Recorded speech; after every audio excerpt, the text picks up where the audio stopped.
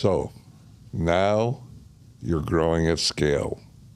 What are the challenges that you ran into? What do most people who come from a small grow don't understand about a big grow? Because when you walk into one of those grows, my brother, he goes like, damn, he goes, has it changed? He hadn't walked into a grow in about 20 years. He goes, it's like walking into a spaceship, he said. I go, yeah, it's way different than what we used to do. Yeah. Way different than the traditional market when you're growing at scale. Big time. It's exciting. It is exciting. Yeah, I love it. Man, you want to know what's cool? I'm going to answer that question, but okay. I'm more excited about growing now than I ever have been. Really? Even in the midst of the challenging climate, the price is low and all that. Well, yeah, the economy, less people are buying cannabis. Yep. I mean, if you look at even the big MSOs, they go, our growth is flat. That's because of the economy. Mm-hmm. I've been doing this for a long, long time, and I have never experienced an economy like this in my entire lifetime. Wow. I believe we are in a depression. And I say that because one of the definitions of a depression is a global recession. And I've traveled all around the world over the past few years. Everywhere I go, everyone is having hard times financially. Mm-hmm. It's maybe other than Dubai. Other than that, I mean, there are a few pockets in the world, but for the most part, people are suffering right now, really suffering. Yeah, it's hard to see too, because the cannabis business is suffering. You know, a lot of people are really, really struggling. Yes, they are. Which is, you know, now more than ever, it's important to really dial in your process. You know, margins are tight. There's no room for. Yeah. And people still care about quality. I don't care what category you're in. There's good, better, and best. You know, beers. You can have Pabst Blue Ribbon, you can have Michelob, and then you've got your Grolsch and your Heineken. I don't care. Pick a category, any category. Cars, suitcases. There's good, better, and best. Yep. And I've talked to some MSOs. All they care about is how cost-effective, I'd say just cheap, they can grow the weed. I'll just say what it is. And they don't get the product and the dollars that they're looking for. You know, there's a market. There's always a top market, and that market is 20 to 30%, and they're looking for the best. You have to address that market, and a lot of these folks aren't doing it. And the craft growers who are, they're making bank. Yeah, they're making money. Mm-hmm. Yeah. That's another thing at scale, and I think that's what you teach. You teach how to grow craft cannabis at scale. Mm-hmm. That is so cool. Well, that's what's so cool about... And it's a different game. Mm-hmm. Way different. So explain the differences. Like, what was the first thing, the aha moment you had? You're in the grow and you're going, oh, this is really different. I'm going to have to do it this way or that way.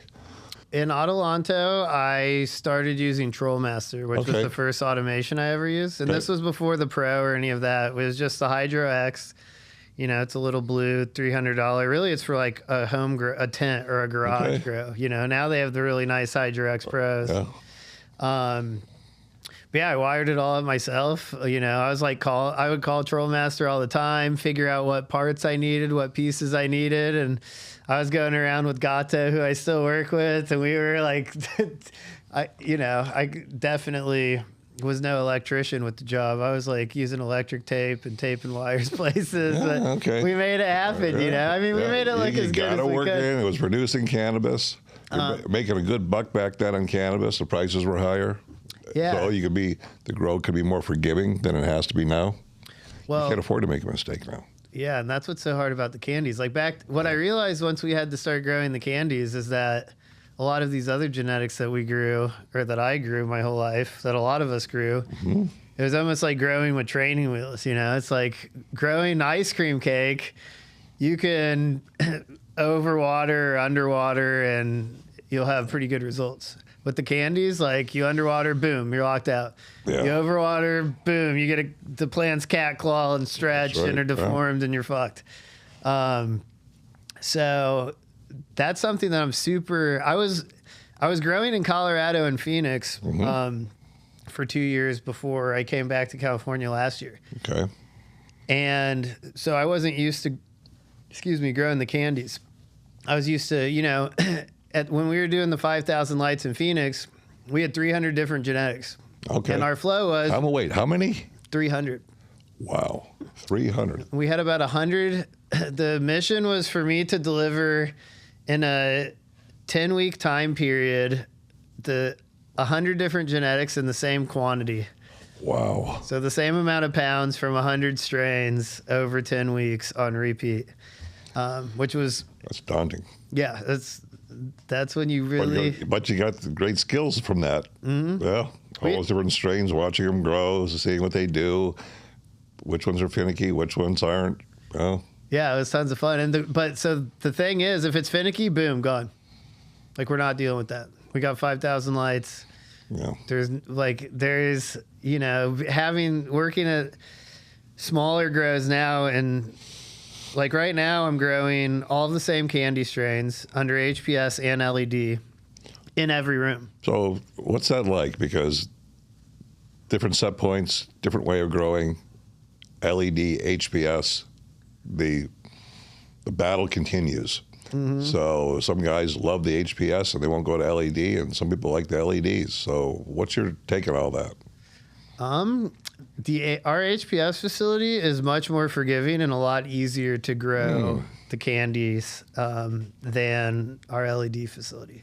Okay. Well, so when you're growing the candies, like, what's the biggest difference that you have to do between LED and HPS? What's the first thing that you went, oh my God, this is different?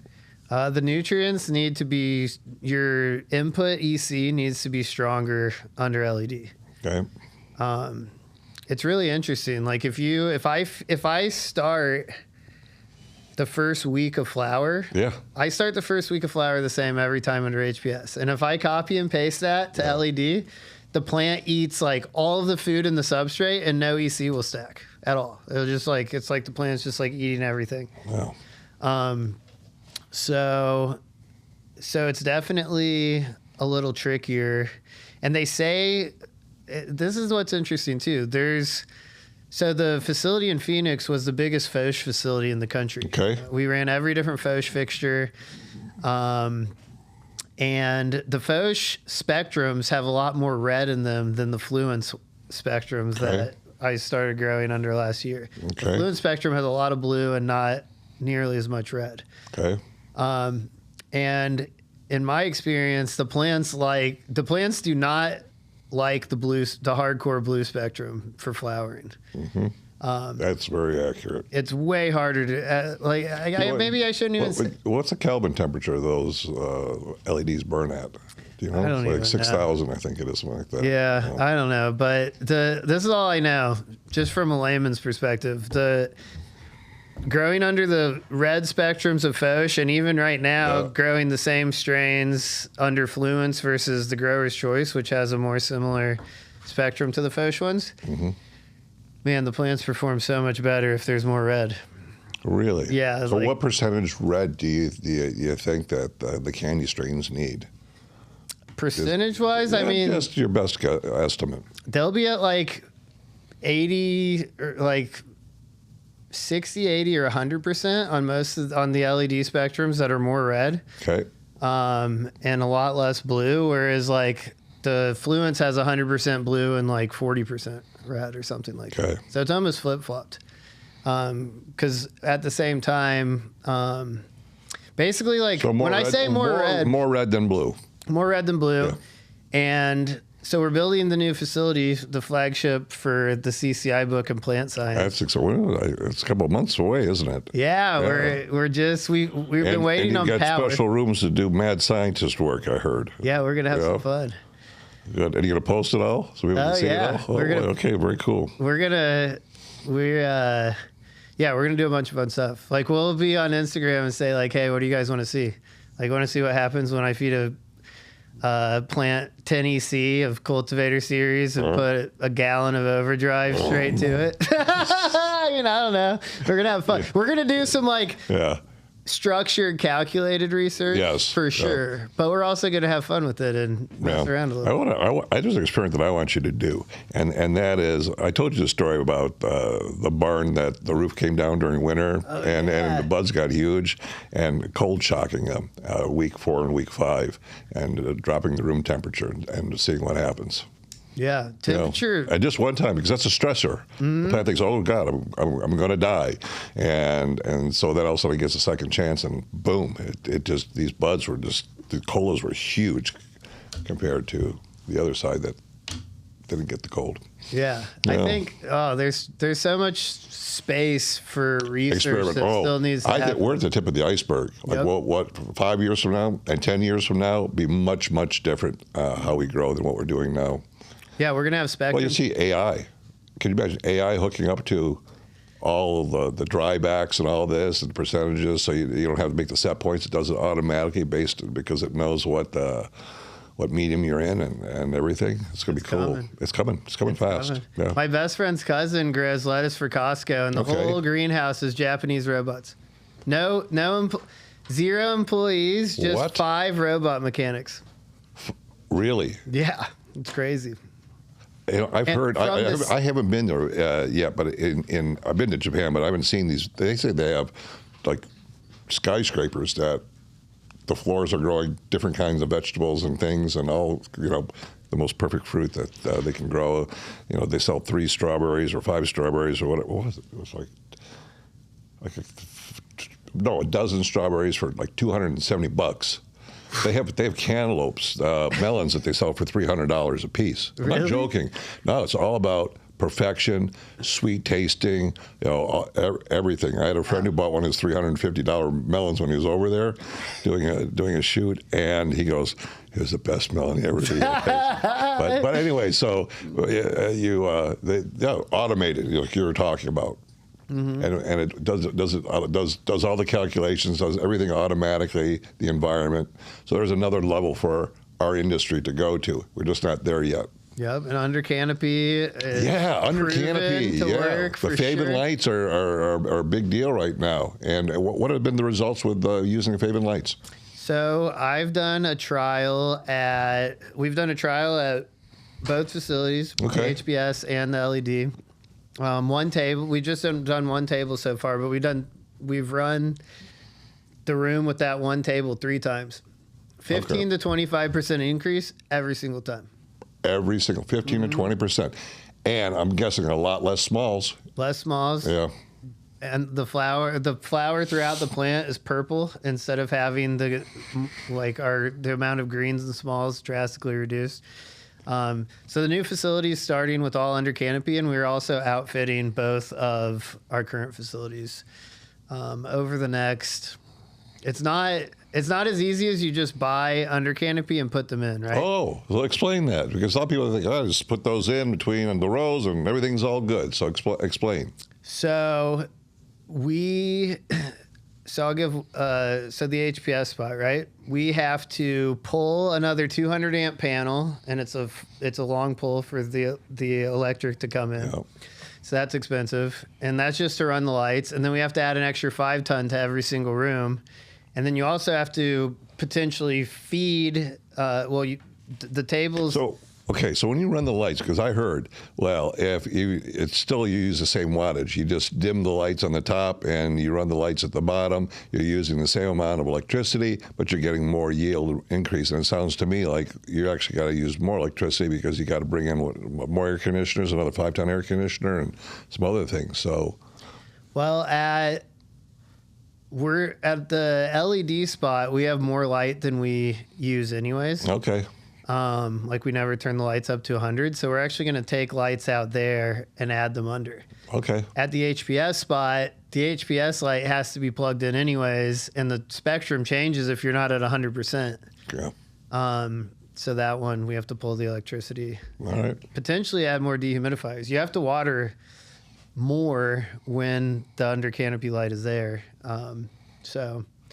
Yeah, it's one of those things. Once you start changing stuff, there's always a learning curve. Mm-hmm. That's something that I've for sure learned about scale and all these different things, What's your biggest lesson that you learned from scaling? Scaling. I mean, that's Number number one. The biggest thing that you just went surprised you. Just went, okay, wow, I didn't realize.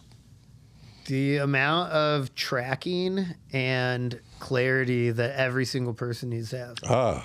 Like The people, the team. Yep. Yeah. And that's why literally why this book exists. So this book, when we scaled, was an 80-page Microsoft Word document. Okay. No pictures. That's it. And It's got a ton of pictures in it now. You show everything. We took 22,000 pictures to deduce them down to what's in that book. Very cool. and a lot of dedication. Yeah. A lot of dedication went into that book. You and Gummer. Yeah. Yeah. And the team at Whipple Effect helped with edits and contributed and stuff. But yeah, big, huge project. And that was literally the hardest thing that I ever did. But, it's funny. It came out of, and I think anyone who's ever managed a cannabis garden will be able to relate to this big time, is when you have a big project, when you're trying to get a lot of work done and you're working with a bunch of people that are high, there is a big lack of it's very common to have a lack of accountability. And it's almost like, I don't think that employees would necessarily be intentionally trying to gaslight me, but it's like you're constantly getting, like, everyone's gaslighting you, where it's like, you could have swore you said something, and then they're like, oh, no, you didn't say that. You said this. Oh.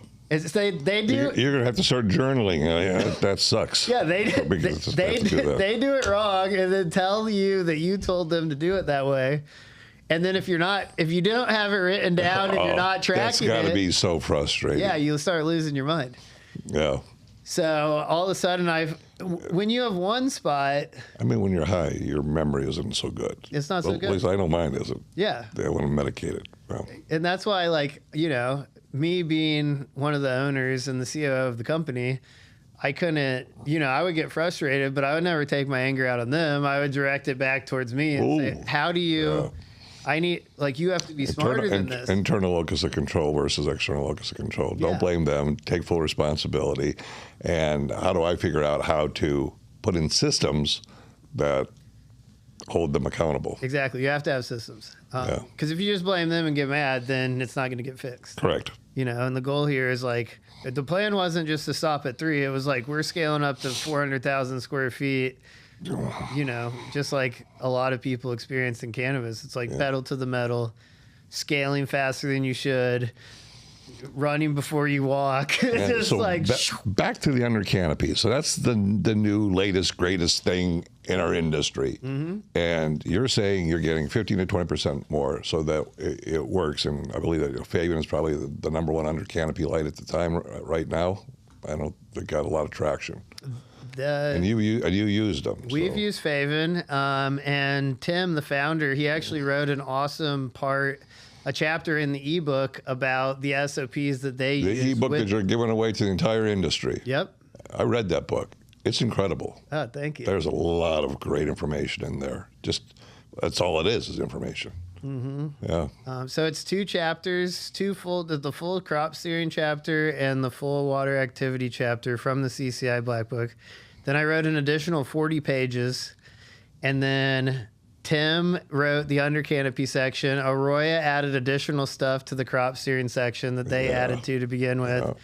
A few other great companies have added into it, and super excited to share it with everyone. Oh, yeah. So here you are growing at scale. So when you build a facility at scale, what's the first thing that you should be aware of? Like there's you built out facilities. So what's it like? The first thing the irrigation and the HVAC are the backbone of the entire facility. Okay.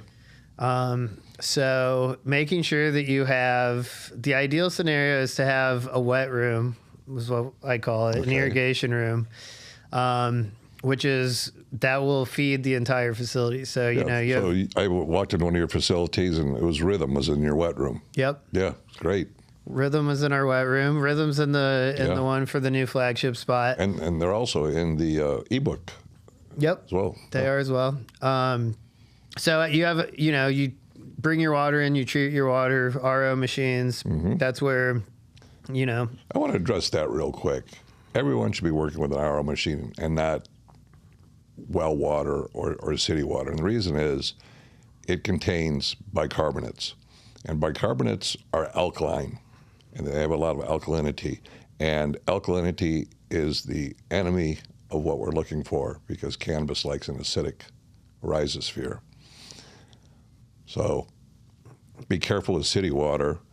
You must, if you really want to get the maximum out of your facility, RO water.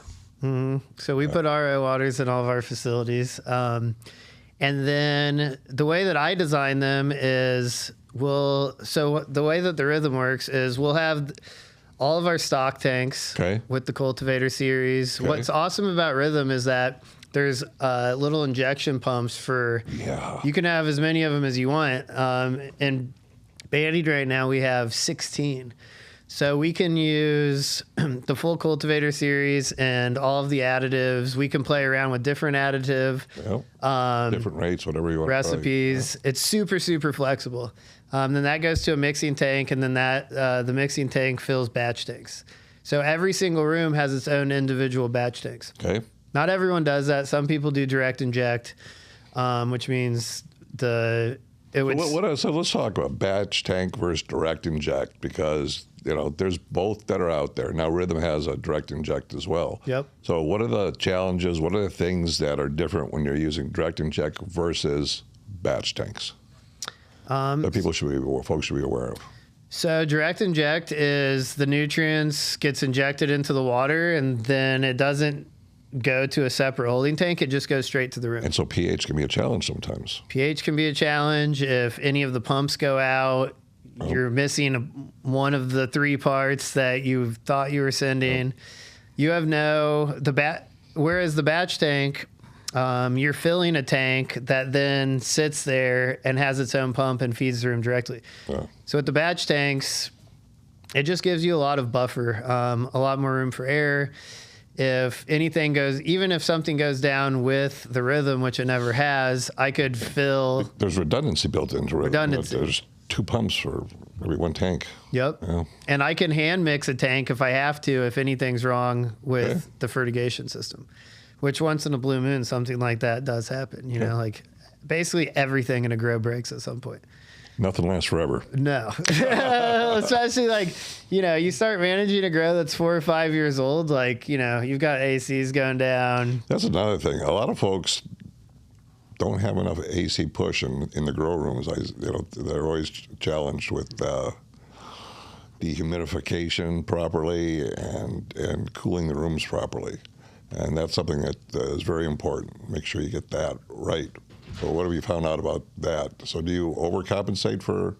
You always make sure you have enough cooling, you got to use humidifiers in some of your rooms and dehumidifiers. Use a combination of all that. So. Yep. So in designing. I guess this is called the perfect grow room at scale.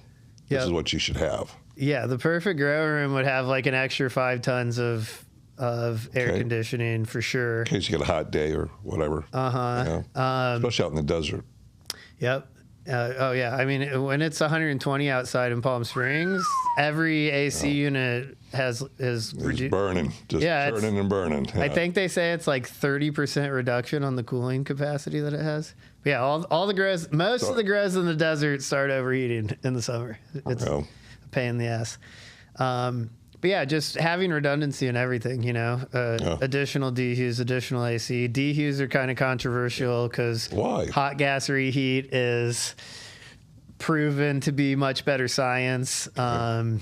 It's more efficient. But what is hot gas reheat? Explain that to the audience. Hot gas reheat is when you're using an AC unit to also dehumidify, which to break it down as simply as I can. So ACs are always dehumidifying no matter what. Correct. They're pulling condensate out of the air.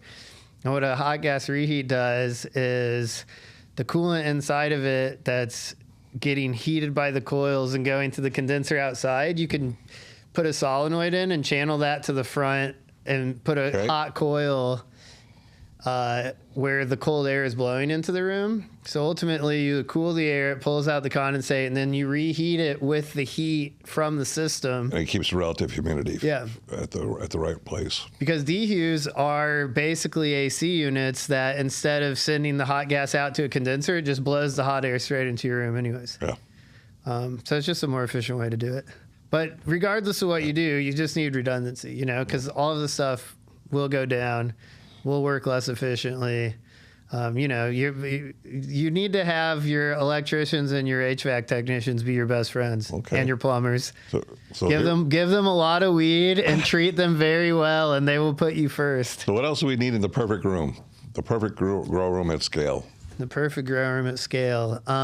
You need an even-sized room so that, and I think a perfect-sized room is like 1,500 to 2,000 square feet. You don't want the room to be too big. You want to have rolling tables. You want to have your lights hung at the correct. So when designing, what I recommend to everyone is if you haven't designed or if you're continuing to design, just reach out to the manufacturers of all these companies. So like for lighting, you know, it's like if you reach out to any light company and you say, okay, my bench is going to be 2 feet off the floor. My goal is to have a 5-foot plant. So my canopy is going to be at 7 feet off the floor. And I can hang my fixture at 11 feet. How many lights do I need? And then they'll make you a perfect light map of your entire room. Mm-hmm. As far as lighting goes, you want to, this is a design error that I made on the first grow. I could have added way more lights. You want to light the whole entire room wall to wall in like a 2-foot front aisleway, even though the aisleway might be 4 feet. So you want lights like when you walk into a room and say this is like the front of the grow table, you want a light like over it. You don't want any dead space because when you're doing it the right way, the middle rows actually are getting light from both sides. Where if you go up against the wall and you have your lights running down the middle, it's not going to be the same wattage in the cottage against the wall. So you didn't move your lights over a little bit, and so you can get more production out of the same space. Yep. Is that accurate? Yeah, okay. Exactly. It's like basically like if you just light the tables and not like the whole room, you'll have like a 20% reduction on every plant that's on the border of the whole room, which turns out to be a huge amount of money. A lot of money. Tons of money. Yeah. So if you do that, you'll have less pounds per light and more grams per square foot. But you want more. The only thing that matters is grams per square foot. You want to be, you know, you're paying tax on the space. You have this physical. So on candy strings, what are you getting per square foot? And this is not like a fish that keeps growing. Like, what are you actually getting? Like, in the ballpark of like 70 to 85. 70 to 85 is like realistically about where we're at. And so you make one little mistake and it goes from 85 to 70. Is that what happens? It's like you need the run to be just as smooth as possible. What do you think that factor is? I would say this: the highest quality is in the 70 to 80 range. 80 to 90 is when the quality starts degrading, and if you make mistakes, you go down to like 60. Really? 50 to 60. Like 50 is like an absolute tragedy. Like a terrible, terrible run would be in the 60s. Okay. So that's kind of with the candies where, you know, and like so. Well, you talk about quality versus quantity. So you could probably get 4 pounds of light running candy strain, but the problem going to be is the quality is not going to be there. Explain why that happens. Like if you keep the lights turned all the way up in the room really hot and you feed them like crazy, you'll create big, huge blown out buds. However, the quality that won't be purple enough. They won't smell as good. And then you'll lose, you know, potentially like $400 or $500 a pound. Like if your pounds are green and not purple, you're losing a lot of money. Like that, like if you have a good purple pound wholesale for like $1,200 and you blow it out and make a green, it could go down to like $700 or $800. Oh, that's huge. You. Yeah. Yeah.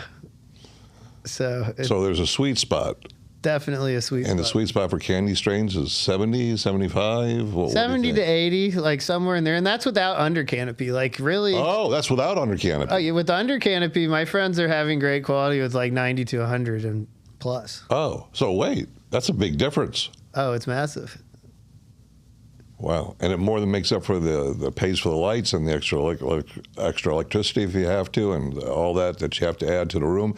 Those under canopy lights make that big of a difference. It's a no-brainer. If you're designing a facility that doesn't start with under canopy, you're losing out these days. You're losing out massively, and like the ROI for them. What is the ROI? How fast do you get that back? I mean, ultimately, if you have good runs, like in one run. One run pays for it. Mm-hmm. That's a big deal. It's not too bad. That's not too shabby. It's basically how you're going to have to survive with the prices being suppressed like they are, you know? Yeah. So yeah, those are, good airflow. Yeah, kind of just the basics, just a room that's fully automated and balanced. Let's start with moms. What do you do with in a mom room? Like, what do you do, Jack, in a mom room at scale? What should people be aware of? So, shout out to Ray French, my good friend. He taught me. Yeah. He taught me a lot about nursery. He worked in the commercial ag space in huge nurseries, like nurseries that make like big cannabis companies seem like tiny little companies. Like 2 million. In the ag space, there's some crazy stuff like going. Multiple million square foot nurseries. What? Yeah. Multiple million square foot nurseries. Like 1 or 2 million square foot nurseries. Wow. Huge. So we have the moms have to be on rotation, planned just like flower rotation. How often do you rotate out your moms? I'm rotating them faster now than I ever have, which is we do not keep them longer than like 8 to 10 weeks. So why? Some people used to keep them for 3 months. Some people keep them for 6 months, and that's too long. They get kind of stiff and kind of woody. So do you think 10 weeks is the sweet spot for mothers? So the main reason that I do it, there's a few reasons, but so ultimately, my theory is that every plant on the commercial market has hop latent thyroid. Really? Yes. And I know people claim that they can get it out by tissue culture. It will test negative, but I've seen all the plants that I've every time I bought tissue culture plants, some of them eventually have hops if they have enough stress. But then it also move from the roots up to into the plant. Yeah, and it's that's where they're living. The condominium complex of hops latent thyroid is in the roots, and when the thing is right, they're still trying to figure out what snaps that plant and makes it take over the plant. But they also say like fungus gnats can take it from one plant to another. Yep. So let's say maybe and scissors and cutting tools. Everything. Yeah. So let's say in a perfect world, a tissue culture company can get it out of there. Yeah. Well, if your employees bring in any bugs, you can get it. If you ever bring in new genetics, the new genetics will probably have it. So like if you want to be relevant and you're a player in the game and you're doing what everyone does, which is growing new genetics, buying stuff from buying stuff from nurseries, trading stuff with friends. It's even in seeds. Yeah. They thought at first it wasn't in seeds, but no, it's in seeds too. So it's just big issue. Big issue. I'm sure some of the diehard tissue culture people will criticize me for saying this, but maybe they can get rid of it, but because of other factors, you're going to get it. Yeah. Yeah. So my baseline perspective is every one of these plants has hop latent thyroid in the RNA, and if they have enough stress, it will show. Yeah. The way you avoid that is you keep young, healthy moms. You turn them fast. If they ever get old and stiff and woody, like you said, you're screwed. Yeah. Especially in like the candies and OGs and stuff. Like it's if like a candy mom gets unwatered or like it gets underwatered. Yeah. Or like someone misses a watering on it, it will like lock out and be really hard to get super healthy again. Wow. They're just extremely finicky. So we're never up potting our moms anymore. We're vegging 20% more plants than we need. Okay. we're keeping the best X amount of the best plants. Like we'll keep 10 to 15 of the healthiest plants from this table over here onto the moms. So we're flipping plants on day 16. So on day 16, we have new moms start here. I top them once. Those aren't clones. And then in 2 weeks, we clone from those. So we clone when they're 5 weeks old, and then we clone again when they're in 2 more weeks, when they're 7 weeks old, and then I kill them.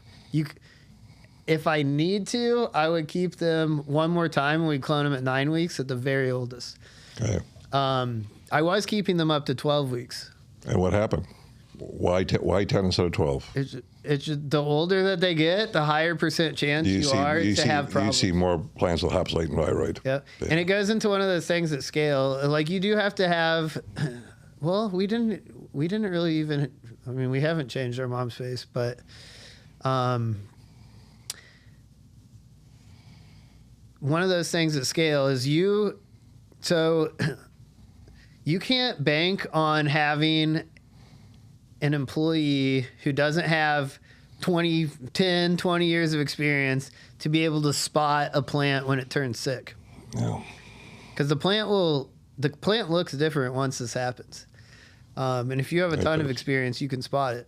But if you have all sorts of things going on. It usually shows up as a plant with some kind of, looks like a nutrient deficiency. Yeah, it looks like a nutrient deficiency. But it's not. The way that the branches come off of the way the branch structure slightly mutates, like the angles, really a tiny bit different. Explain it. Which way is it different? Because that's a keen eye to catch that. They like, let's say a branch normally there'll be less of a, how do I describe this? So typically, like with the candy plant, the angle would be sharper, and then it will go more towards like a 90-degree angle. Okay. Yeah. Like it won't be. Well, the angle gets larger. The angle gets larger. Yeah. That's a good way of saying it. Yeah. They just look slightly different. And like, it's interesting. Before we ever, in Colorado, we just called them duds. Really? We didn't know what hop latent was. Yeah. I didn't hear that term until I got to California. Yeah. I was out here for a while, but yeah, so we always just call them duds and we'd throw them away. And, there's always just have extra plants, throw away the duds, whatever. But yeah, if you're at scale, you don't want to bank on. It's a lot easier to have a lot more young, healthy moms than to try to train someone to spot this, like, oh, maybe that, because you can have a big mom and one branch can be sick and the others aren't. So like trying to teach some weird thing like that is not what you want to do at scale. At scale, you just want to have redundancy. Like, if I could have half my moms die and still have enough moms to continue the operation. Very good. And what temperature do you keep the room at, and humidity and all that in the mom room? Like, how do you grow them? The environment. On our LED facility, our mom room is 82 degrees and 75% humidity. Okay. And in the HPS, it's 80 degrees and 70% humidity. Okay. So a little cooler with the HPS. All right. And in both spots, actually, the moms and the veg are the same. One of our facilities, we had a separate mom room, but just dialing in the mom rotation and the veg rotation, we're able to now turn the mom room into a flower room. So we just started flowering in that. So it's going to be an extra like 200 pounds a year. So then, so they come out of the mom's room, and what do you take the cuttings? What kind of cubes do you use? You're using Rockwell, or what are you doing? Yeah, we're putting the cuttings into the 1.5-inch AOKs from Grodan, the Rockwell. They're in the domes for 2 weeks. The dome comes off around day 10. And then we transplant them around day 14. We'll have nice, strong roots on our clones. That's something that's super important, too. And do you grow them in Rockwell or cocoa? Which do you prefer? Right now we're growing in cocoa, but I've done a bunch of both. You take them in Rockwell and you plant them into the cocoa. Mm-hmm. Okay. The book shows cloning in the Rockwell cubes and the peat cubes. So both of the options. A lot a lot of the cocoa growers use the peat cubes, the more brown. Cocoa's more forgiving.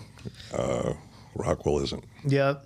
But yeah, we show growing, and I've grown a bunch in both. Right now we're doing cocoa. So you prefer cocoa? I see a lot of places that have cocoa, and they use the 1 gallon pots. Yep. We're using 1.5 gallon kayas right now. Okay. Yeah, it's going really well. Really what I prefer is, when I was younger and I used to want to grow as many genetics as possible and try like every type of growing scenario you could think of. You're curious. You're a very curious mind. Super curious, you know, and now my goal... Well, that's a very good thing. Very good thing. They say curiosity killed a cat. BS to that. It turned into a big cat. Well, yeah, I definitely cool love to try things and learn. But yeah, my goal now is to just have a system that's streamlined, simple, take out variables. Like with the price of weed being lower, you can't lose like 10% of every room to trying 20 new genetics. And do you think the future of AI will help growers out immensely? I wonder what the next generation of sensors look like with spectral analysis hooked up to irrigation, environment, everything, and it knows the strain, understands it, and does everything. It knows when dryback's been too much, so okay, got to give it a shot here. It just does it automatically for you, just calculating the math and doing that. It's got to be pretty damn close. I know that so a lot of companies, there's a few companies I'm aware of that are working on spectral analysis, and it's getting better and better and better. Oh yeah, AI is gonna, revolutionize. That's what I think will be the next big revolution in our industry, will be the advent of AI-driven rooms. Yep.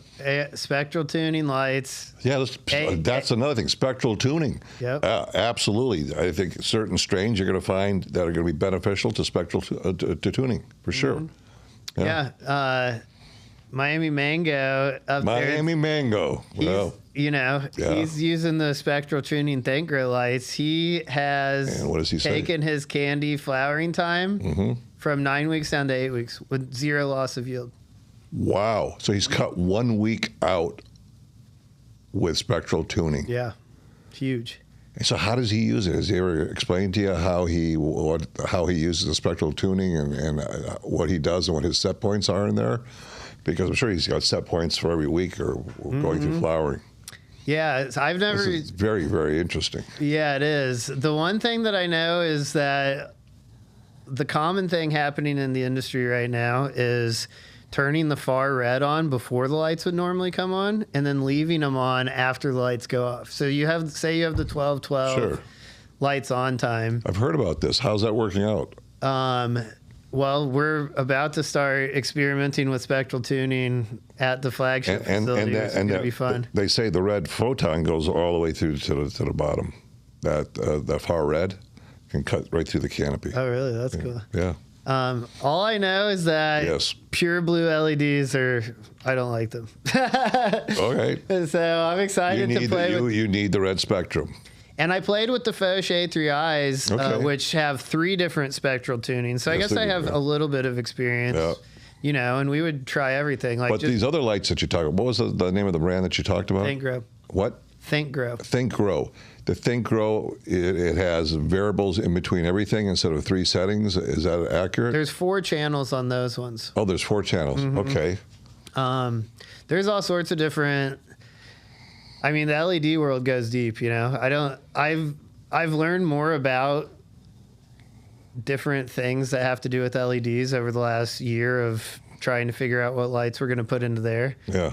But it's interesting, My guess is you're going to have several different companies' lights in there because you're curious. Yeah. Yeah, we're going to have the test trial rooms, where we could just be swapping stuff in and out all the time. Yeah. Well, I saw the video. Yeah. Yeah, it was cool. So it's coming. You just need some electricity. Yeah, we finally got the temporary power source. Oh, very good. We did a 4,000 amp upgrade, and we're going to have 2,500 amps by March, which will light up the flower. There's a flower building and then a 10,000 square foot nursery, R&D and breeding spot. Yeah. on the property. So only half of that will be lit up in the full flower facility. Okay. So then you got your bombs, and now from bombs you go into your vegging time and your flowering time. So what are you doing when you go into veg? You have the Urocco cube and you're putting it into cocoa. What do you do? What's the temperature? What's the relative humidity? What do most growers not understand and they get wrong when they are transferring from a mom room to a veg room? Because this is where guys make mistakes. Yep. All right. So and gals now. Yeah. Yeah, that's right. The biggest mistake that will screw you over in your veg is if you let the roots die off at all.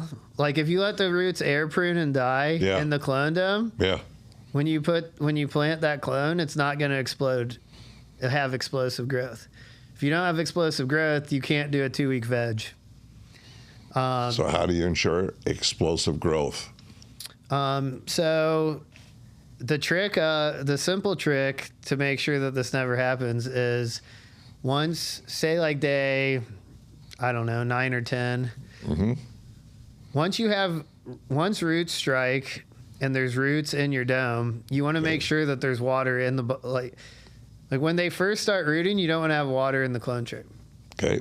And then once they root, you want to have water like up to the top of the ridges or a little bit over. Okay. And even if the roots aren't down into them, it'll keep the roots so humid that they won't die. So you want like fuzzy, bright white, beautiful, explosive roots going into the veg pot. Okay. And at that point, the plant will blow up and grow super fast. If they're brown and dead, you'll waste like a whole week of veg just having the roots like, you know, the roots that should have been taking off have to regrow and restart. So that it's also clone selection plays into that as well. Yep. So again, massive redundancy. So if we want to have a lot of redundancy, we'll do 40% more clones than we're going to put in the flower room. So let's say we have 100 plants in a flower room, for a simple example. I'll take 140 clones. I'll plant 120 veg plants. Okay. And then 100 of out of that whole, first 140, the very best 100 finally make it into flower. Ah, okay. And that's something like with Whipple effect, if I come in to help fix a project on a consulting project, you walk into a lot of rooms and, you know, they start loading the best plants. And then the last table, half the plants will be like, they'll be alive, but they'll be smaller and weak or sick. And that's just a numbers game. So like instantly to really help someone's yield, it's just doing better math. You're like, okay, well, you had 40 plants that were subpar that went into flower. So cut 80 more clones or cut 100 more clones and plant 60 more veg plants, and then you'll have your 40 extra. What you need. So part of there's a lot of small different things. It is. It's always the small details that add up to something, right? It's a series of doing a lot of little things correctly that pay off. And typically too, like having the correct set points, environment, and irrigation. If a project's really hurting, like down at 1 pound of light or something, people just haven't learned those set points. So all the set points that we use for everything are in the book. But also there's set points in the what you're giving away, the crop steering super system. Yeah. And the difference between the crop steering section in our book and the super systems is I don't know how to say this. A lot of companies have put out information about crop steering. Yes, they have. So I read every single one of them that I could find. Yeah, and rightfully so. And I took a couple of them, cited it, and put them in to show, look, you can do a lower VPD with higher EC, which is what we do, or you can do a higher VPD with lower EC. Yeah. And ultimately, the science is the same. It's how are you moving water through the plant? It's a balancing act. It's a balancing act. Yes. So that's why I named it the crop steering super systems, because this is the way that we do it and what works for us, that we've had a lot of great success with. Whipplefex had in the last 4 years, 30 different clients that we've applied this method to. All successful. All making money. All making money. That's all profitable. good. All profitable. Yep. That's the difference when you do things, all the little things right, Yep. and the big things. Yep. Yeah. And that's what I tell everyone. Like, this is a team sport. Every single step matters. Yeah, it does. And to get people to care, you use a bonus system. And I think the bonus system that you came up with is absolutely genius. And I don't know why more MSOs and other folks don't do this. And it's like, okay, what's the highest yield you ever got in this strain or that strain? Okay, so you benchmark that. Okay, so now give a bonus system for higher terps, higher cannabinoids, more yield. And based on that, the growers, and it doesn't have to be a lot. But I guess the best way to put it is, you would be able to be surprised on how well the bonus structure works, and you make a lot more money, more profitability goes up, happier cultivators with a bonus system. So explain your bonus system, because it's amazing. Yeah, so it's tiered. And wait, I want to be clear. You won't even work with a company unless they bonus the cultivators. Correct. Yeah, and I agree with that. It's you should absolutely be bonusing. Really, executives get bonuses, right? Exactly. They give themselves bonus. Why not give the cultivators? Yeah, if you look at the corporate world, it's built on, you bonus, you incentivize They have people. your profitability in their hands, and what are you doing? Yeah. Yeah. Well, the people that aren't bonusing are losing their minds and getting mad and not knowing what to do, and then there's friction. Like the motto at Whipple Effect is, like on our website, it's bridging the gap from grower to owner. Oh, like that. That was our mission statement of because I was always a grower and an owner. I was never just someone's grower. Besides when I was just working for free, I guess. Yeah. But so our bonus structure starts to make it easier to talk about. We'll do pounds per light. Sure. At the HPS spot. So it starts at 2.5, and then it goes up every quarter pound. So 2.5, 2.75, 3, 3.25, 3.5, so on and so forth. And I can tell you, there's a lot of commercial facilities, they're not hitting that 2.5 mark. No. So, And now they would be. Yeah. So let's say if you're like the amount of money on the table, if you go from 2 to 2.5 pounds of light, let's say you have 1,000 lights, that's an extra, what is that, 2.5? An extra half pound. That's another 500 pounds every 9 weeks that you get. Yeah. So if you incentivize your people and you say, okay, we're going to, if you can get us an extra 500 pounds every 9 weeks, we'll break you off 10 pounds of that profit-wise or whatever the number is, then you're getting an extra, let's just say you did 50. Well, you just broke them off 50 pounds. Let's say it's $1,000 a pound. They get 50K, you get an extra 450K. Bingo. And so it's a no, like when you talk to someone, you're like, hey, if we brought someone into the room right now who's at 2 pounds light, and we just did the example, and I was like, hey, I'll give you 500K, but you have to give Mike 50K. Would you do that? They'll be like, what do you mean? I'm like, yeah. Money at a discount all day long. So it's basically that easy. And the cool thing is, the HPS facility that I designed, then left my partnership, started Whipple Effect, wasn't there, and then 6 months ago came back.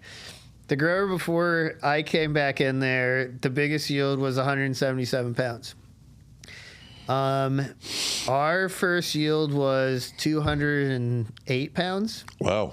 And now the last two rooms were 220 and 233 pounds. Jesus. And everyone's motivated. We have team meetings. That's another thing at scale. Team meetings is important. So when do you have your team meeting? Every single day before you start? So the team does a quick check-in every morning, but we have like an hour-long long format meeting once a week. Okay. I call them gratitude meetings. It's nice. And so it's a 3-part thing. The first thing that you do is you share something you're grateful for. It can't be work-related. Oh. Okay. And so the intention of that is, A, gratitude's very important. And B, everyone gets to learn about each other's life. So it really builds team spirit. Yes, it does. And then you share one thing that is going well and one thing that could be better. So positive and constructive feedback, but it's all positive because the constructive feedback, I make it very clear. It's like, this is not a hate on the company scenario. You're being kind with your feedback. Yep. And it's to be constructive. It's like, look, we need to get better. There's something in it for all of us. We all want to hit bigger bonuses. We all want to work together better. We want it to be more efficient, and sometimes there's things so simple like, hey, if we had 2 extra U-line carts, we could harvest in 2 hours faster. That's adds up to be a lot of money. It's like, oh, cool. I spend $70 on 2 U-line carts, and all of a sudden the team is not standing around watching each other work. Whereas, like, it's so important to talk and connect with all the employees. They're on the ground, exactly like you just said. They're controlling all of your profits, everything. Yeah, that's what's so strange about our industry too. Is the people that are owning them and investing in them don't understand growing, and I see them not understanding a lot of the cultivators. Now, there's cultivators that get along great with management, but a lot of them who come out of the traditional market have some challenges to work around. Yeah, and also the owners don't know what they can do to make the plants grow better.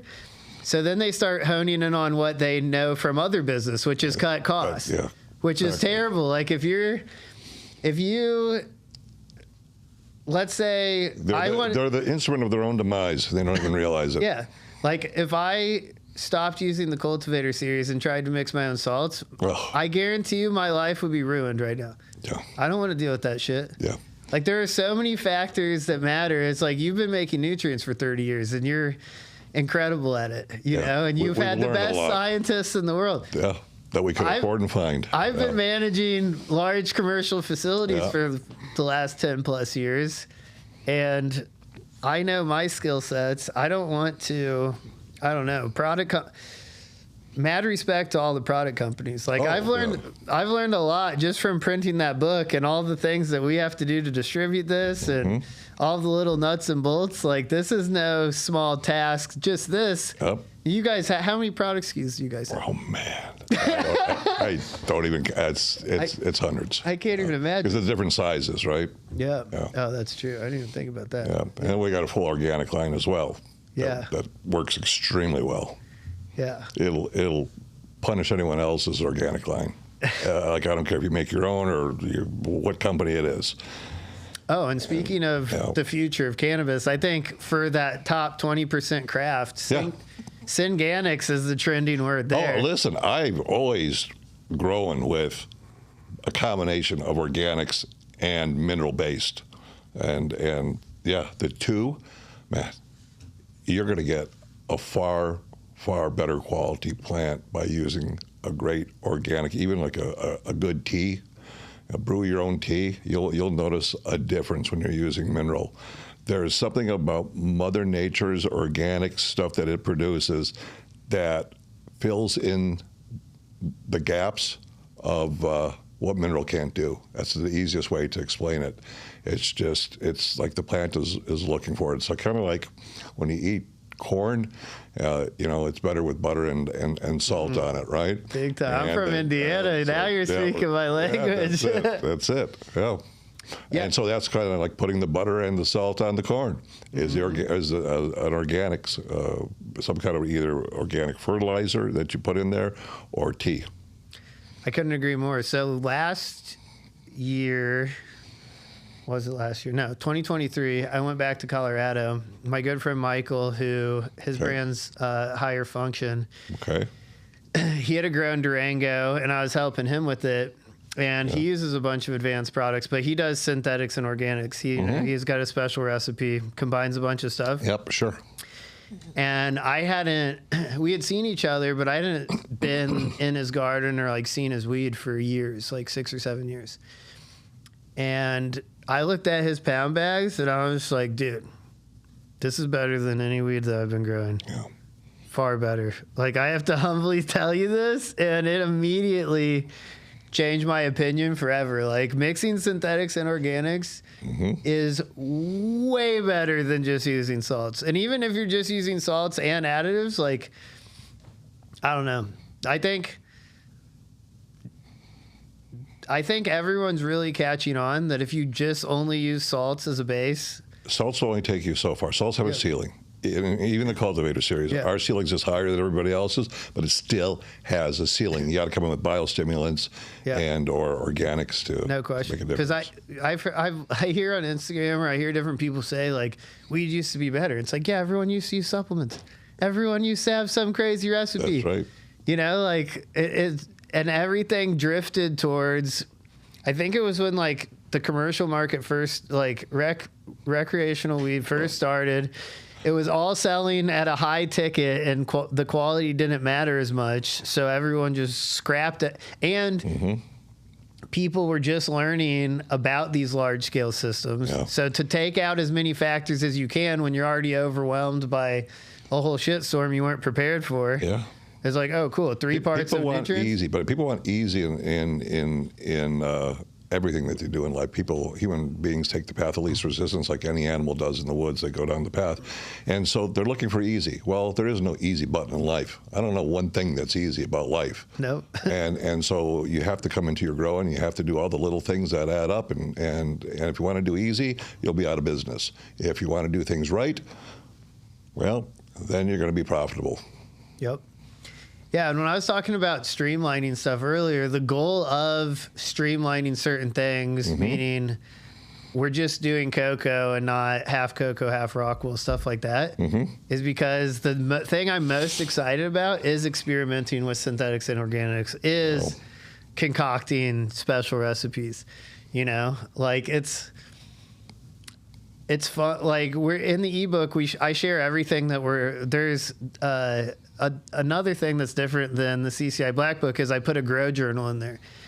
And it's like, okay, here's the crop steering tables, but here's what it actually looks like. Like, here's all my irrigation decisions. This is how I thought about this. This is why I did this. Yeah. In that ebook, you're very specific about point to point to point to point. It's amazing. It's a great read. Because the crop steering table is like the outside of like is like the canvas of a picture, you know? Okay. And then it's not all, you can't use it just literally.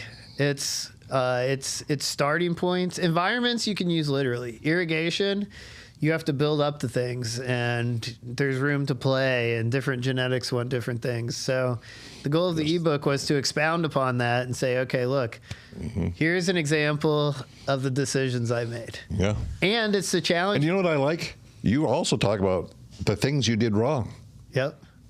And a lot of folks won't do that. And you learn a lot from what you did wrong.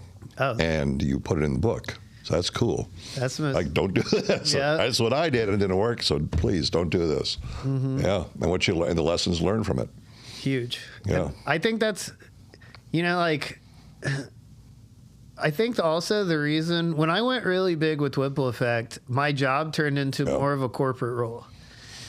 Yeah. You know, managing 5,500 lights between LA and Phoenix. But you also manage multiple facilities. And you're looking at these data boards all day long. Yeah. Tons of great experience. Yeah. Learned tons of amazing lessons. But once I came back, partnered up with the amazing team at Plant Science, and now I just get to be in the garden with the plants and with the team. That's what I love. Yeah. Trying to convince board members that they need more dehumidification when 30% of their weed has bud rot and they're mad about it is maddening. Like, that's not fun. You like bang your head against the wall for so long. No one likes that. Yeah. You know? I see a lot of I see a lot of growers out there that are doing things extremely well, and they're cleaning the clocks of the bigger MSOs that don't understand the nuances, or I should say, management should want to understand. Every manager, every C-suite should read this book. They'll learn a lot, and they'll also learn if they're being BS'd or not by their cultivators. And you can reference this this is a reference book. You can go to it, go no. Even the ebook, you can go It's you know, you can read that in 3 or 4 days. Especially and take it all in and understand it. The ebook, I start with the letter to the owners and investors, yeah, you do. And to the experienced grower and to the newcomer. Yeah. Which was special to me to be able to put something a little bit more personal into it. Yeah. Because the CCI Black Book is just like a textbook of SOPs. You know, and the ebook has that more personal touch of just like, hey, this is the feedback of everything. It's like, this is the feedback of everything that I've learned from each one of these roles. I've worked with I've been an owner. I've raised the money. I've got my own licenses myself, and I've worked with 30 plus very large companies. Yeah. This is everything that I learned, and this is the feedback that would be important that I think that you should know if you want to have success here. And then the same for experienced growers. Like these are the things that I wish I would have known how to. These are the important things. You wish you would have known when you started. Yeah. Yeah. Because like especially with the experienced growers, like what I was just talking about happened to me. It happens to so many people. Like a company. This seems to be the typical route that owners take. I need to find a really good head grower, and that's going to be the top salary in my company. Okay, I got one. Because that's the top salary in my company, I want them to do HR stuff and ordering, and they just pile all this crazy shit on their plate because they're like, okay, well, you're at the top, and they make them like a general manager of the whole company or something. And that's not where they're valuable. And they don't like it. They're valuable in the garden. They need to be in the garden. Yeah. Like if your head growers are not in your grow rooms, they're not being as valuable as they could. And for at least, I'll speak for myself, I'm happy when I get to grow. Yeah. You know, I want to be crop steering, and part of that is looking at the plants, like making adjustments. I wake up every morning, I'm like, I can't wait to see this room, and this room, because I pulled this big dry back, and I want to see if they liked it or if they're pissed at me, and I need to be attentive and like, you know, where it's this interactive process. And so the best ROI for your head cultivator is in the grow room. Mm-hmm. The best ROI is letting them be in the grow room. No question. And not doing all the other nonsense. Let somebody else do that. Everybody, and you know, in any company, everybody has their lane, their specialty.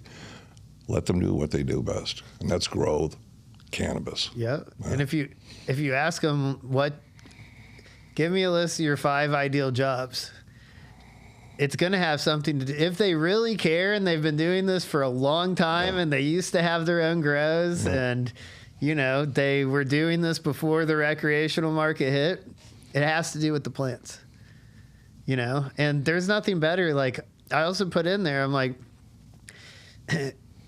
even if you're super busy, spend at least an hour a week listening to good music or a book on tape doing plant work. It's amazing. I call it plant therapy. It's like this is... It is plant therapy because you got the lights and it makes you feel better, and the greenery, and especially if you're living in northern territories, it's really nice. And it's just fun, you know? It's like... So if you had to talk to an owner of a business, like what would you tell them? What are like the 3 most important things that they should know and understand to get the most out of their facility and their team? Bonus, they've got to be up there. Bonus is one of them, for sure. So I break it down in the ebook. But so first things first, well, they're all equally as important. Okay. But coming before the team, just what they need to know about the business that they own is that they are accountable for the infrastructure, and they need to look at the environmental set points of the crop steering tables. It's in that book and the ebook. Yep. And you need to ask yourself, can my building achieve these set points? If it can't, there's no accountability that you can't expect these. You could go find a badass and pay them $500K a year, and they're not going to give you your performance because your building doesn't perform. So number one, it's your job to invest into your building and make sure it can perform. I agree. Period. I walk into some really expensive facilities, and I'm amazed at some of the automation that they could be using that they don't, that would not only make them more efficient, but also make their harvest a heck of a lot better. Oh, yeah. And it surprises me even today that they're not utilizing, I walk into places, they're not using a rhythm. They're not using some inline injection system. Yep. It's frustrating, and they're not using Arroyo or some other kind of a system or that sensor system that's monitoring the plants. It's science today. It is all science, and the investments that you have to make, the ROI comes back very quickly with equipment. They look at it like, wow, I have to spend a couple $100,000 on a rhythm system. Yeah, but the ROI in that is so fast. It's Yep. 1 or 2 crops. Yeah. Well, it's like A scale. Yeah. it's like, well, do you want to hit one? It's like, I won't. It's like free money. It's free money. Just laying there. Yep. So I want the 2 requirements for me to work with someone is that they buy Arroyo and they do the bonus structure. Oh, okay. So there you go. Bonus, sensors, Arroyo. Mm-hmm. And the third one would be? And the third one, so those I are like the the three power things. of 3. Well, so yeah. the building, Yeah. Arroyo, and then Okay. taking care of your team. There you go. And the Arroyo is just essential for you to make sure that step number 1 is happening. Yeah. It's like an owner of a facility can wake up every day, click on the app on their phone, and see if the numbers on the table is happening. If you have something like Arroyo, Yeah. then if you're doing those 3 things, then you can hold your team accountable. Look, I gave you the building. Yeah.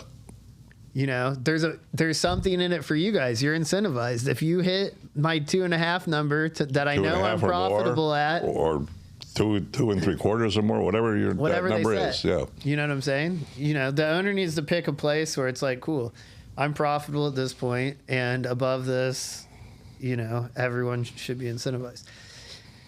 And at that point, you can hold your team accountable. Okay. So what would you tell a cultivator? What are the top 3 things that they should be doing? The newcomers or the managers? No, just however you want to break it down. Managers, cultivation guys that are underneath them. Like what are the top 3 things that a cultivator, let's call it a head cultivator, should be doing, and understanding about his team and how to run his team. Okay, cool. Yeah, I'll do the head cultivator. His or her team. Yeah. So the head cultivators need to they need to be organized enough to be able to slow down enough to make sure that their team really understands and has been taught correctly. I see they get overwhelmed frequently, and then they're going too fast. Yeah. They're not taking the time with each person to make sure they really understand something. Goes back to, it's a team sport. Every single job matters. So if you don't realize that the clone person didn't understand your cloning protocols until they're dead, and now you just missed the whole round, and now you have to buy $15,000 worth of clones, then the owner's mad at you. Then you're mad at them, when really, I think it's about putting in, like for me, I work a half day every Sunday and I prepare for the week for the facilities I'm managing. And I love Sundays because I get to be in the rooms. There's no one's there. I get to see the plants. I get to make a plan. And then I'm starting the week like 100% grounded with what's going on. So you make a plan and work your plan. Work your plan. Yeah. And make sure that your training is really clear, That's a head cultivator. Okay, so have a plan every week on what you're going to execute. Spend the time to make a plan before that Monday rolls around. Yep. Okay, what else? And then, so checks and balance, especially from just classic management, but checks and balances is huge. Maybe checklists that you can give to your cultivator so they can make sure it's going. It's just like flying an airplane, and you don't never get an airplane if the pilot doesn't use the checklist, by the way. So same thing I would say with the cultivation is they should have checklists because there's a lot of little details, and you might miss one. As good as your memory you think it is, and you've done it, I guarantee you, without that checklist, you will miss something at some time, and it will cost you your bonus. We have checklists in every single room.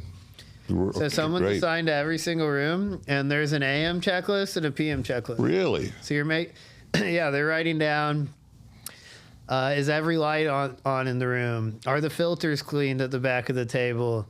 Is all the equipment working? The fans? I have them write down all the environmental set points, even though we've got the 24-hour data on Arroyo, and I can see it.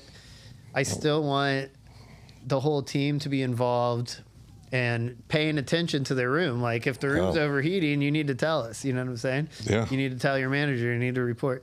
So everyone has a checklist in every single thing that we do, all the way down from the amount of clones that we take. Like when we take clones, we have a paper that shows the flower room layout. So it's like, okay, this is flower room 1. Here's 5 tables. These are, we're putting lemon cherry gelato on these 2 tables and blue nerds on these 3 tables. So we need... These names kill me these days. The names that they're coming up with for the strains, it just puts a smile on my face. So from the time of cloning, there's a map of where that clone is going and what flower room. Really? Yeah. You know exactly where it's going. Wow. Then that map travels to veg and then gets handed the day of loading a flower room. Boom, put this on the door. This is how we're loading. That's planned out from the time we clone a plant. Oh, yeah. Makes sense. So, just... And by the way, when you start giving bonuses, do you find the team start self-policing themselves? Oh, big time. Yeah. Everyone, I guess that's maybe the third thing, and probably the most important thing is like, don't make commands. Like, ask people to do things rather than demand it. Okay. People love to be... People don't like... I hate being told to do things. If people tell me to do things, I get pissed. But if I'm asked to do something... Because your therapist, you're still working on that, right? Yeah. But... Because I won't go... It shouldn't have... Like, if you want to be like the Rock of Gibraltar, it doesn't matter what people say. It doesn't matter what the emotions are. You want to... But it's hard. Yeah. It is sometimes hard. I get worked up every once in a while, but not like I used to. Not anywhere near I used to. Yeah. So I don't really get that mad that often, but I don't like being told to do... I've never liked my whole life to be told to do things. But if someone asks me to do something, it could be the same thing. That's interesting. Yeah. But don't demand, don't command, just have a conversation. Yeah, and ask questions. A kind conversation. Yeah, it's like, hey, would you mind watering table 6 for me? It looks like it needed a little extra water. Or something like that, versus, hey, go water this. Yeah. Go do that. Go hang the garden. Go do this. When you also speak to people like that, it's disrespectful. Yeah. Yeah, and people know that. People know and understand when they're being talked down to. That's always a problem with management. They kiss up to ownership and punch down to the people they work, and that is no way to run a company. It's terrible. Yeah, it leads to a lot of things. So ask politely with warmth and kindness. Yeah. And have boundaries. Be firm with your boundaries. Yeah, be firm with your boundaries. And if they don't do it, then you can pull them to the side and have a conversation with them. Yep. If you need to do a write-up and need to do a PIP, performance improvement plan, well, that's what you got to do. And in my experience, if you have a good team and people that care, and you're asking them with whatever needs to happen, if you respect them and you're asking them things, like our teams, including myself, I'll bend over everyone's ready to go. Okay. Anything that I ask someone to do, they're more. My team comes up to me every day and says, "Is there anything you need me to do before I leave?" And but it goes all the way up to the owners. We have incredible owners at the company that help us harvest. Yeah. The owners of plant science are in the building harvesting and taking out the trash of the cocoa and grinding with us, and it's like a whole collaborative. Yeah, and I want to add my own thing to this for a lead cultivator or a head cultivator, or any cultivator for that matter. Take ownership, and by that I mean that is strong internal locus of control. An internal locus of control is where I take full responsibility, accountability for everything that happens that I'm responsible for. And don't blame. Man, you go in and you have to be kind and gentle with these folks, but it's a huge amount of blame. External locus of control is when you blame everything else without looking at yourself and thinking, what knowledge did I lack or what did I not do to make that happen?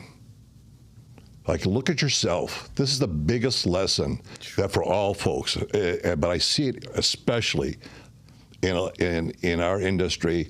Guys who come from traditional market don't have a strong internal locus of control. They're all external. Blame, blame, blame, blame, blame. And you got to come in there, and this is where, we're kind, we're gentle. You don't step on their egos, and you try to explain to them, maybe you might want to try it this way next time, and look at it this way. But I want folks to understand it, and from my point, this is the biggest game changer in any facility of all workers who work there. Take full responsibility and accountability for what goes right and what goes wrong. If it goes wrong, the onus is on you to figure it out and why you made that mistake. Huge. It's a big one. Huge. Yeah, thanks for pointing that out. That's so huge. And because in both directions, and it's hard to do. Like when you take ownership, imagine that responsibility. It is. And once you understand internal locus of control and you realize just what you're responsible for, oh my God, your whole world changes. And it actually gets easier. It doesn't get harder. It gets easier. Yep. Your whole life gets easier. Not just in the grow room. Your interpersonal relationships, social relationships. Everything gets easier. It's a huge deal. It's huge. Because I mean, when we talk about therapy, we're talking. It's like all the stuff that we've been through and all that. That's one of the things that we've learned. Yep. Yeah. Blaming sucks because it means you don't have control. Whoa, that's a writer downer. Say that again. I said blaming sucks because it means you don't have control. Interesting. Yeah, you don't. By the way, you're right. Internal locus of control, you have control over the decisions and choices and the things that you made. And what part did you play in all the bad choices? Yep. In everything in your life. Mm-hmm. It's quite daunting at times to kind of think about that. But once you install that into your brain, your whole life changes. Huge. It was the biggest game changer for me, personally, was understanding that. Yeah. Man, after we did that Chris Collins training, it's right. been burned into my soul, too. It's a game changer. I think every company should send their teams through Chris Collins training called I Am Leader. It is amazing. Every company that he's done, they've increased their profitability by 200 to 400%. And we can already see a change in our company since we put everybody through it. Yeah. Yeah, it was great. Yeah, it was. It is. Yeah. Chris is out there doing what he does. Yeah. So I think those. And by the way, the leadership training is like nothing you've experienced before. It's not like a typical leadership training. Yeah, it's definitely special. But it is highly effective. So I'm gonna have Chris on the show here. You should. Yeah, so you can explain the program to folks. So those are great ones for head cultivators. Yes. I want to throw a few in for the newcomers real quick. Yeah, sure, absolutely. So it's your first day on the job. You're a newcomer. What should you know? So you're a newcomer, and you want to have a career in cannabis, right? Yeah. Volunteer for all the hardest jobs. You should be the best IPM sprayer. Yeah. If anything needs done, you clean the best. You work the hardest. You pluck leaves the fast. Like, with plant work and stuff, don't rush it, but just make sure, like, if you are always on task, you're never on your phone, you're never just sitting around talking to people. Like, if you are really focused and you're always there for your managers and they know that they can count on you for anything, you're going to climb the ranks in that company way faster than anyone else. Because people know. Put that phone away. That's Yep, it. put the phone away. Nothing more disrespectful than you're texting and doing things while you should be working. Yep. It's disrespectful to your other team members because now they got to pull more weight. Yep. And it's disrespectful to ownership. And everyone talks about it. Yeah. Oh, that person's always on their phone. Like if you have one bad apple on a team, By the way, one bad apple on the team will affect the performance negative 40%. Wow. There'll be a decline of 40% in productivity by one eye roller guy, one guy that isn't doing his job. It shouldn't be there. 40%, one person. Yeah. In a group. It's been proven. Oh man, I've had some intense scenarios where we've had to clean house in a pretty big way. So have we. Yeah. I think everyone who figures that stuff out in life as goes through a process. Yep. Of figuring out humans. So, and yeah, like for the newcomer, like you're typically going to be with the plant more than any other point in your career. You know, you're doing a lot of plant work. You're getting to maybe and pay attention to why you're doing it, and understand why they ask you, and ask the head cultivator. You know, like why this? Not because I'm questioning you or challenging you, because I want to understand. Yep. Yeah. Yeah.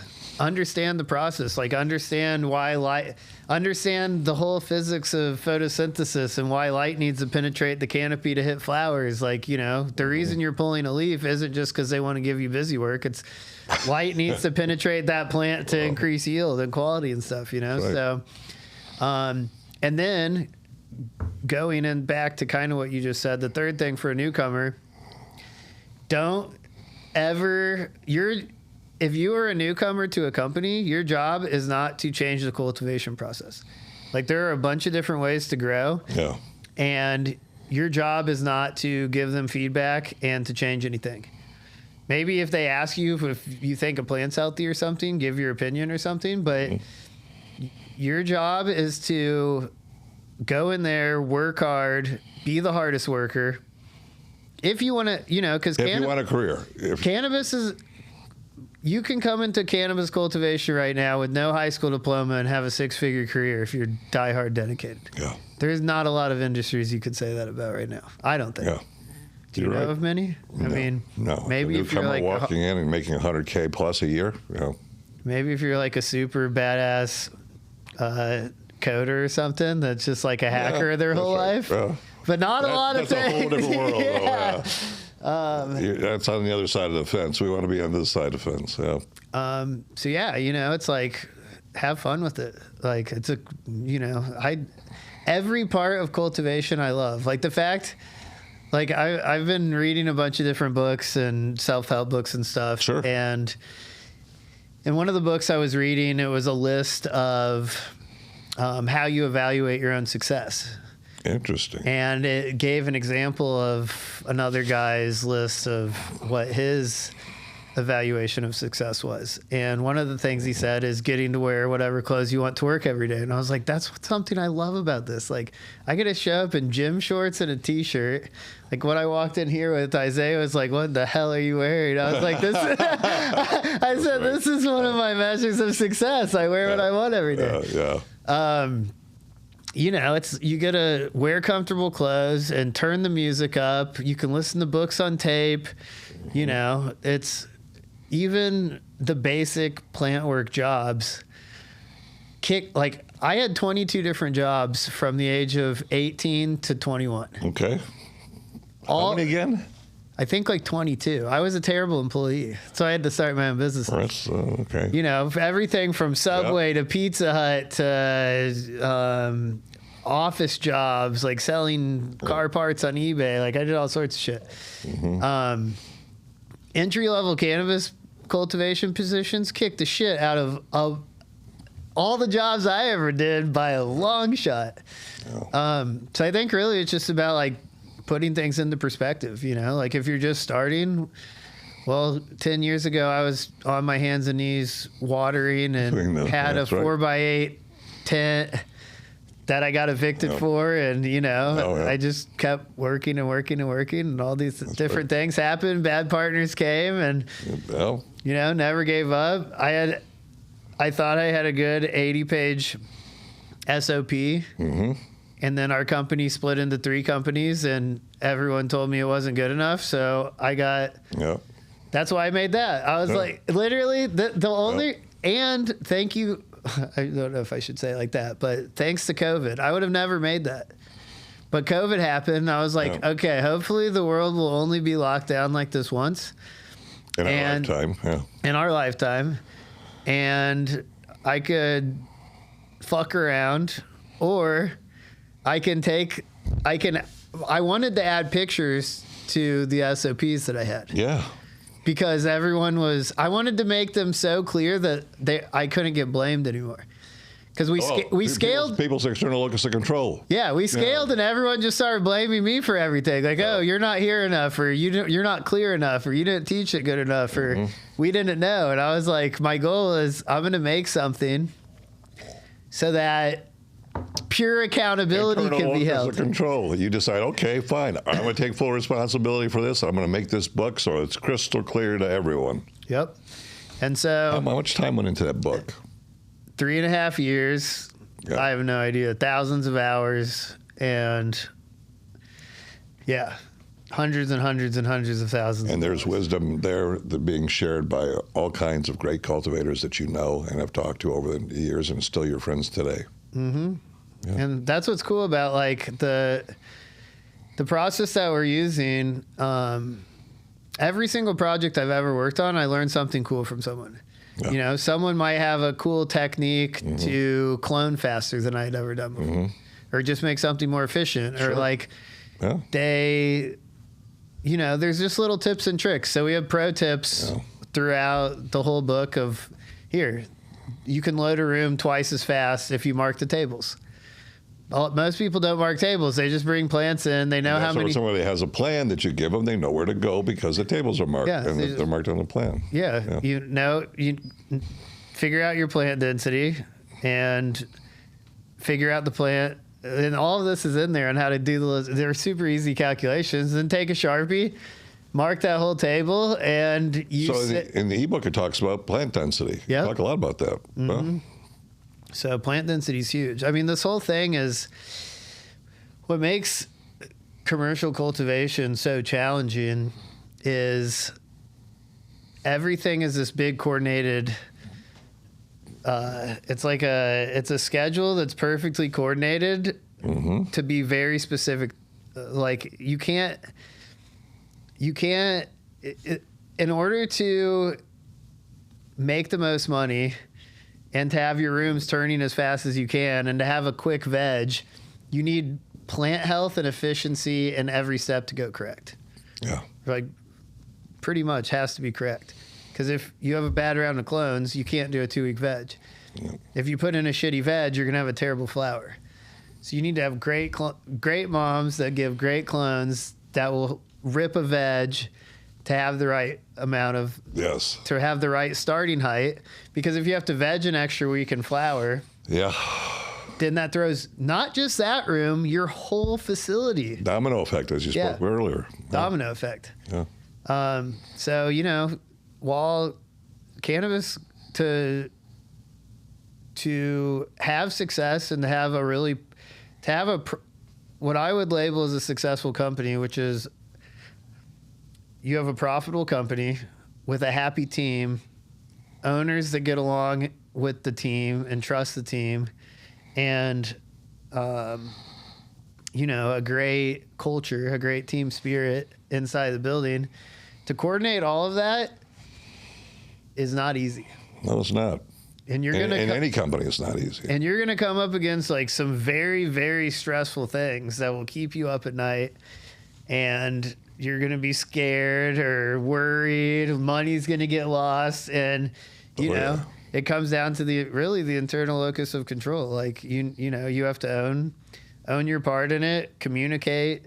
I mean, those two things are huge. Like just communication. The knowledge is out there, This tells our whole process. I use this book almost every day. Like I pull up the little crop steering section to see all my calculations because just like you said, if you try to go to memory and then you You know, You can't. You won't remember. oh, I just did the 0.3 gallon per hour emitter math instead of 0.5, and now I watered 50% too much. Yeah. Like stuff like that can happen, you know. And All right. Anything else that you would like to talk about growing before we turn the page on the show? about growing. I think We talked about growing. You've talked about a lot of good techniques and methodology. You've talked about some psychology. We talked about. I think we covered a lot of bases.